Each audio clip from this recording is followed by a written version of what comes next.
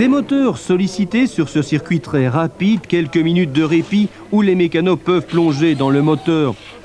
On replace quelques autocollants pour faire oublier une touchette. Au-dessus, en dessous, on s'active un peu partout dans la zone des stands, 15 minutes trop courtes. Les premières voitures se replacent déjà en grille. Sous l'Audi de Verheulen, une inquiétante fuite d'eau surchauffe moteur pendant le tour de chauffe. Verheulen s'élancera finalement des stands. Le départ à nouveau favorable à l'Audi d'Éric Bachelard. Patrick Neve est deuxième. À gauche, à droite, Patrick Sloos est débordé des deux côtés. La BMW a raté l'envolée. Il est septième après 500 mètres de course. La suite des ennuis de la première manche? Bonne question. Philippe Verheulen quitte les stands très attardé. Retour avec Sloos à la chicane. Quelques mètres le séparent de Jean-Michel Martin. À l'accélération, il donne l'impression d'être à l'arrêt.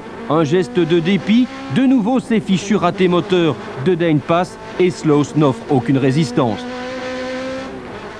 15, 2, 14, 5 et 3. Neve, Bachelard, Pirnet, Maljean et Martin. Dans l'ordre, c'est le top 5. Neve et Bachelard que l'on retrouve et qui s'envolent, un duel aussi beau qu'inutile. Avant de prendre le départ de la deuxième manche, Bachelard sait qu'il ne pourra rejoindre l'arrivée. Sur ce circuit très rapide, les Audi se montrent trop gourmandes. Un thème de réflexion supplémentaire pour Franz Dubois, le préparateur des Audi. La Porsche supérieure en vitesse de pointe, Bachelard compense et se permet des freinages tardifs pour revenir pratiquement à la hauteur de son adversaire au passage de la chicane. Maljean, quatrième, c'est la surprise devant Jean-Michel Martin, Yves Semoulin et Michel De Dayne. Avant d'aborder le dernier droite précédant l'arrivée, Éric Bachelard passe en tête. Patrick Neve ne s'affole pas, le premier tiers de la deuxième manche est à peine couvert.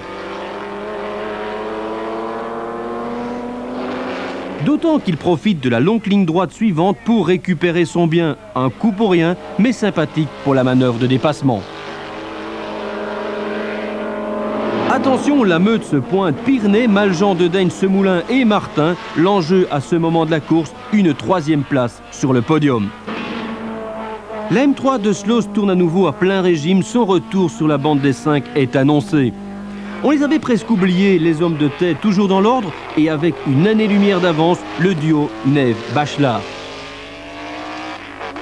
Ça se bouscule derrière, Pirnet résiste, Maljean persiste, De Dayne insiste, Semoulin et Martin l'attentiste.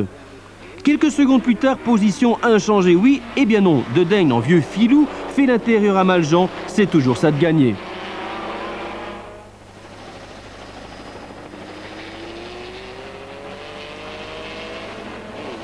Retour sur la terre ferme pour suivre la remontée de Patrick Sloos, pointé en 10e position à la fin du premier tour. Sloos va encore étonner tous les spectateurs présents à Chimay. Un bond dans le temps, à 4 tours de l'arrivée, Patrick Neve est loin devant. Sloos est 2e, Pirnet 3e et Martin 4e.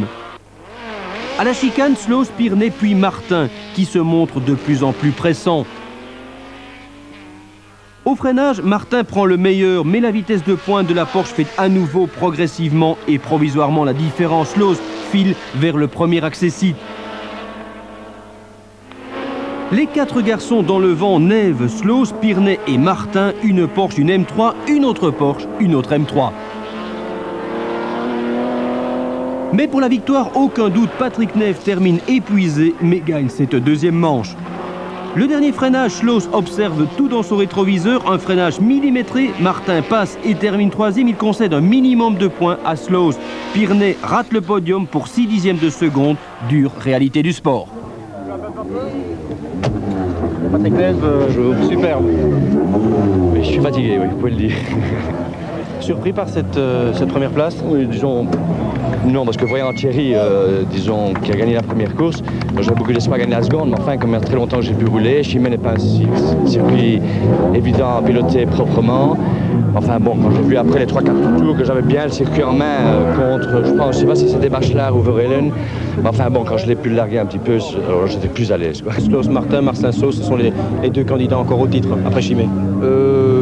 C'est possible, j'ai pas encore fait le calcul, mais je crois que ce week-end-ci, Jean-Michel et moi, je crois qu'on a fait un coup nul dans les points, et pour moi c'est positif, parce que comme ça je garde la tête du championnat.